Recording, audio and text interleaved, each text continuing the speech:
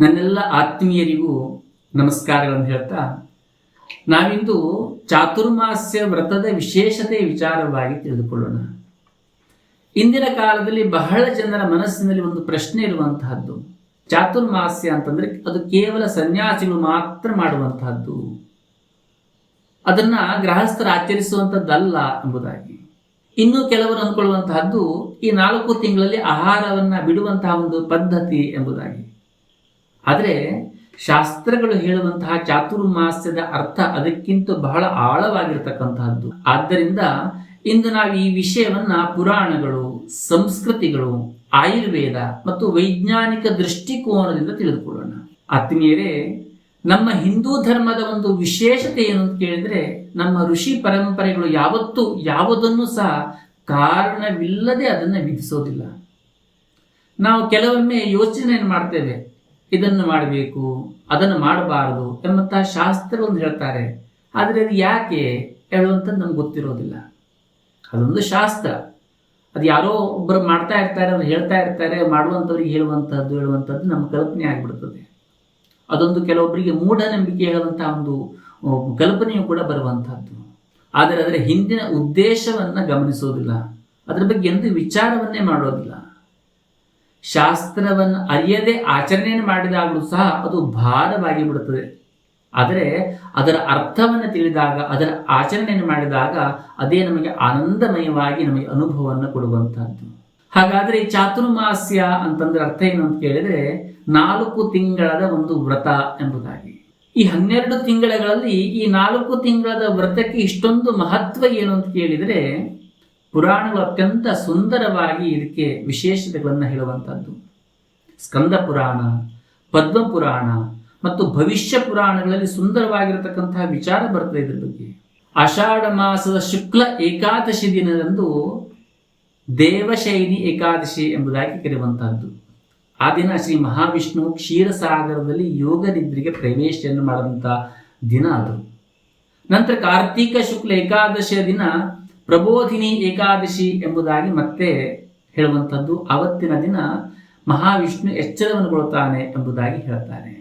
ನಮಗೆ ಇಲ್ಲಿ ಒಂದು ಸಂಶಯ ಬರಬಹುದು, ಭಗವಂತ ನಿದ್ರೆ ಮಾಡ್ತಾನೆಯಾ? ಭಗವಂತ ನಿದ್ರೆಯನ್ನು ಮಾಡಿದ್ರೆ ಪ್ರಪಂಚದ ಪರಿಸ್ಥಿತಿ ಏನು? ಆತ ಸರ್ವಶಕ್ತನಲ್ಲವೇ? ಸರ್ವಶಕ್ತನಿದ್ದಾಗ ಆತ ನಿದ್ರೆ ಮಾಡಿಬಿಟ್ರೆ ಪ್ರಪಂಚದ ಪರಿಸ್ಥಿತಿ ಏನು? ಆತ ನಿದ್ರೆ ಮಾಡಿದಾಗ ವ್ರತವನ್ನು ಮಾಡೋದ್ರಲ್ಲಿ ಏನಿದೆ ವಿಶೇಷ ಎಂಬುದಾಗಿ. ಆತ್ಮೀಯರೇ, ಪುರಾಣಗಳನ್ನು ಎಷ್ಟೋ ಸಮಯದಲ್ಲಿ ಅಕ್ಷರ ಸಹ ಅದರ ಅರ್ಥವನ್ನ ನಾವು ಮಾಡಿಕೊಳ್ಳಿಕ್ಕೆ ಹೋಗಬಾರದು. ಅವುಗಳ ಹಿಂದೆ ಒಂದು ರಹಸ್ಯಾರ್ಥವಿರುವಂತಹದ್ದು. ಭಗವಂತ ಮಲಗಿದ ಅಂತಂದ್ರೆ ಆತ ನಿಜವಾಗಿಯೂ ನಮ್ಮಂತೆ ದಣಿದು ಮಲಗಿದ ಅಂತ ಅರ್ಥ ಅಲ್ಲ. ಇಲ್ಲಿ ಒಂದು ಆಧ್ಯಾತ್ಮಿಕವಾಗಿರ್ತಕ್ಕಂಥ ಒಂದು ಸಂದೇಶ ಇದೆ. ನಮ್ಮ ಜೀವನದಲ್ಲಿಯೂ ಸಹ ಕೆಲವು ಕಾಲಗಳ ಹೊರಗಿನ ಚಟುವಟಿಕೆಗಳನ್ನ, ಇನ್ನೂ ಕೆಲವು ಕಾಲಗಳ ಒಳಗಿನ ಚಟುವಟಿಕೆಗಳನ್ನ, ಅಂದ್ರೆ ಸಾಧನೆಯನ್ನ ಮಾಡಲಿಕ್ಕೋಸ್ಕರವಾಗಿ ಮೀಸಲಿಡುವಂತಹ ಒಂದು ಪದ್ಧತಿ ಅಥವಾ ವ್ಯವಸ್ಥೆಗಳನ್ನು ಇಟ್ಟಿರತಕ್ಕಂತಹದ್ದು. ಮಳೆಗಾಲದಲ್ಲಿ ಪ್ರಕೃತಿ ನಿಧಾನವಾಗುವಂತಹದ್ದು, ರೈತ ಮಣ್ಣಿನ ಚಲನೆಯನ್ನು ಗಮನಿಸ್ತಾ ಇರುವಂತಹದ್ದು, ನದಿಗಳು ಉಕ್ಕೇರಲಿಕ್ಕೆ, ಪ್ರವಾಹ ಬರಲಿಕ್ಕೆ ಪ್ರಾರಂಭವಾಗುವಂತಹದ್ದು, ಹೊರಗಿನ ವೇಗ ಹಳುವಂಥದ್ದು ಕಡಿಮೆ ಆಗುವಂತಹದ್ದು. ಅಂತಹ ಸಮಯದಲ್ಲಿ ಋಷಿಗಳು ಹೇಳಿರುವಂತಹದ್ದು, ಹೊರಗೆ ಓಡುವುದಕ್ಕಿಂತ ಒಳಗೆ ಪ್ರವೇಶಿಸುವಂತಹದ್ದು, ಮನಸ್ಸಿನ ಕಡೆಗೆ ಗಮನ ಕೊಡುವಂತಹದ್ದು, ಇದೇ ಚಾತುರ್ಮಾಸ್ಯ ವ್ರತ ಎಂಬುದಾಗಿ. ನಮ್ಮ ಋಷಿ ಮಹರ್ಷಿಗಳು ಈ ಪ್ರಕೃತಿಯನ್ನು ಅತ್ಯಂತ ಸೂಕ್ಷ್ಮವಾಗಿ ಗಮನಿಸ್ತಾ ಇದ್ದಂಥವರು. ಅವರು ಕೇವಲ ಯಜ್ಞಗಳನ್ನು ಮಾಡುವಂತಹದ್ದು ಅಥವಾ ಜಪತಪಾದಿಗಳನ್ನು ಮಾಡುವಂಥದ್ದು ಅಷ್ಟೇ ಮೀಸಲಾಗಿರುವಂಥದ್ದಲ್ಲ. ಪ್ರಕೃತಿಯ ಮಹಾನ್ ವಿಜ್ಞಾನಿಗಳು ಕೂಡ ಆಗಿದ್ದಂಥವ್ರು ಅವರು.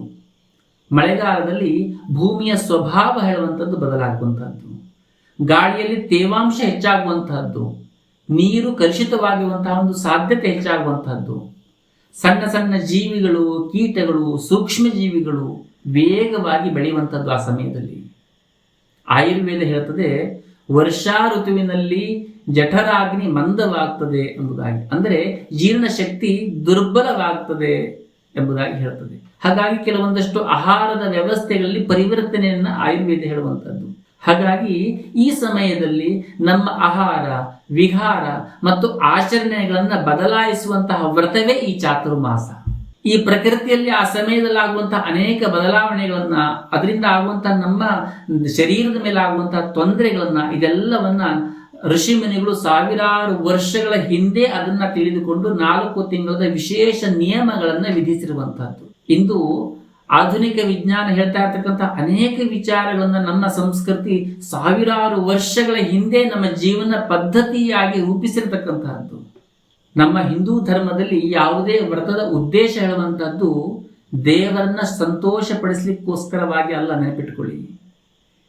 ನಾವು ಮಾಡುವಂತಹ ಉಪವಾಸ ಇರುವಂಥದ್ದು ಅಥವಾ ನಾವು ಹೊಟ್ಟೆ ತುಂಬ ತಿನ್ನುವಂಥದ್ರಿಂದ ದೇವರಿಗೆ ಆಗುವಂಥದ್ದು ಏನೂ ಇಲ್ಲ.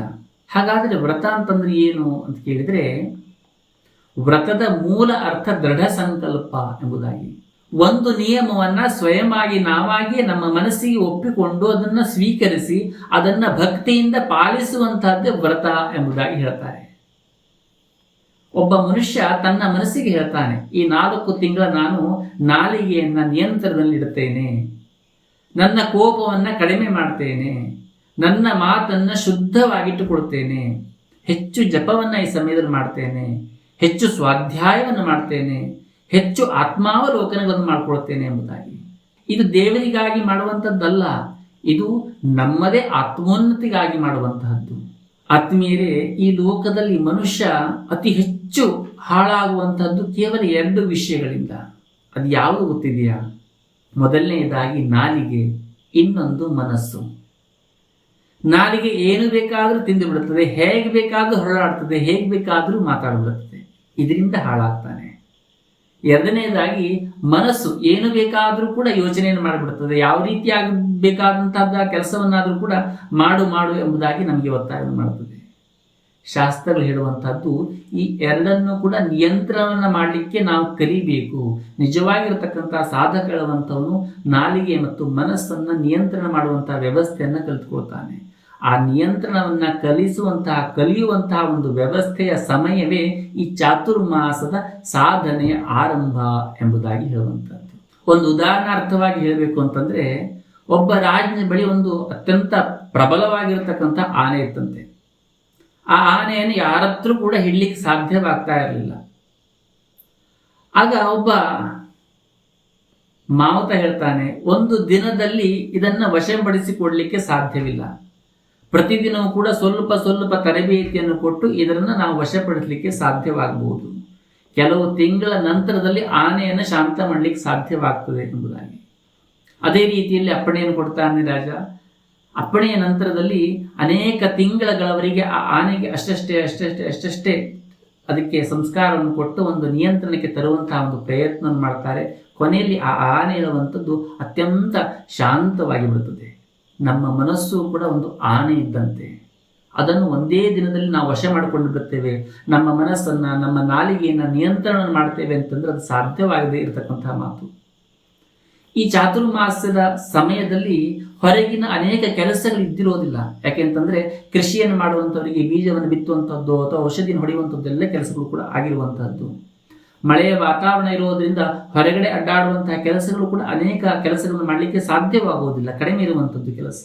ಹಾಗಾಗಿ ಈ ಸಮಯದಲ್ಲಿ ನಮ್ಮ ಆತ್ಮಾವಲೋಕನವನ್ನು ಮಾಡಿಕೊಳ್ಳಲಿಕ್ಕೆ, ನಾವು ಅಂತರ್ಮುಖಿಗಳಾಗಲಿಕ್ಕೆ ಈ ಸಮಯ ಹೇಳುವಂಥದ್ದು ಅತೀವ ಶ್ರೇಷ್ಠವಾಗಿರುವಂತಹದ್ದು.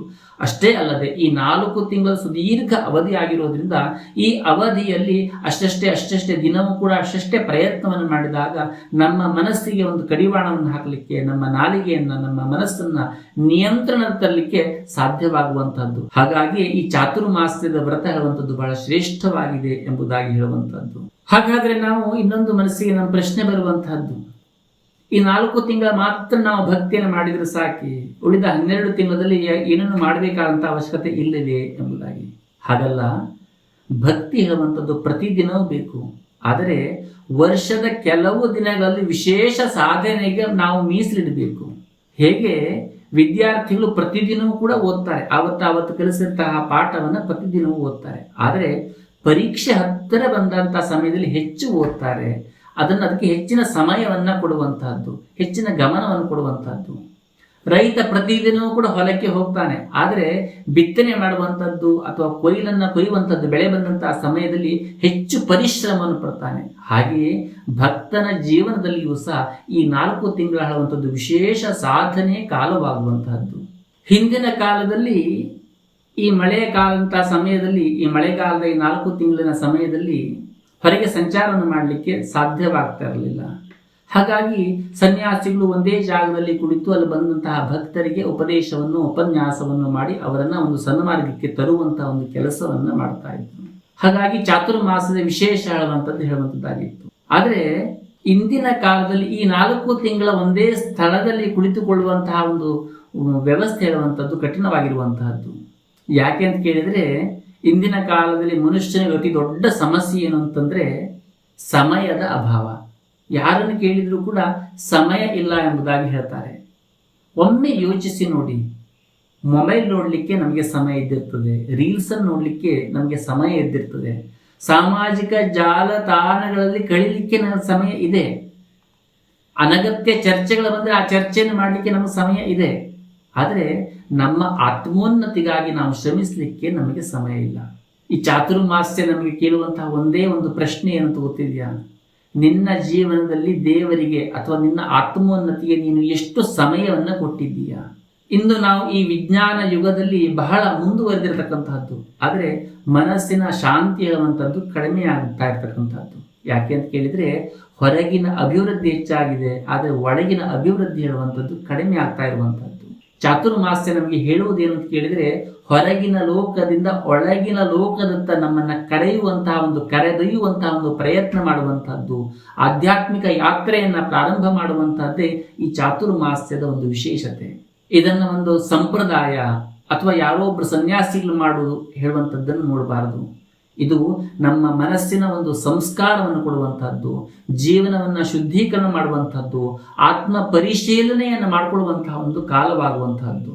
ಹಾಗಾದರೆ ಈ ಚಾತುರ್ಮಾಸ್ಯ ವ್ರತವನ್ನ ಗೃಹಸ್ಥರು ಮಾಡಬಹುದೇ ಅಂತ ಕೇಳಿದ್ರೆ, ಖಂಡಿತವಾಗಿಯೂ ಗೃಹಸ್ಥರು ಕೂಡ ಮಾಡಬಹುದು, ಅಲ್ಲ ಮಾಡಬೇಕು. ಕೆಲವರು ಕೇಳಬಹುದು, ಚಾತುರ್ಮಾಸ್ಯ ಸನ್ಯಾಸಿಗಳಿಗೆ ಮಾತ್ರ, ನಾವು ಕೆಲಸಕ್ಕೆ ಹೋಗಬೇಕು, ವ್ಯಾಪಾರ ಮಾಡಬೇಕು ಅಥವಾ ಉದ್ಯೋಗವನ್ನು ಮಾಡಬೇಕು, ಮಕ್ಕಳನ್ನು ನೋಡಿಕೊಳ್ಳಬೇಕು, ಇದನ್ನು ಮಾಡಲಿಕ್ಕೆ ನಮಗೆ ಸಮಯ ಆಗೋದಿಲ್ಲ, ಹೇಗೆ ಮಾಡಬೇಕು ಎಂಬುದಾಗಿ.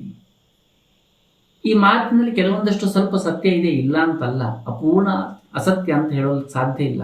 ಆದರೆ ಅನೇಕ ಗ್ರಂಥಗಳಲ್ಲಿ ಗೃಹಸ್ಥನಿಗೂ ಕೂಡ ಚಾತುರ್ಮಾಸ್ಯದ ನಿಯಮಗಳನ್ನು ತಿಳಿಸಿರ್ತಕ್ಕಂಥದ್ದು.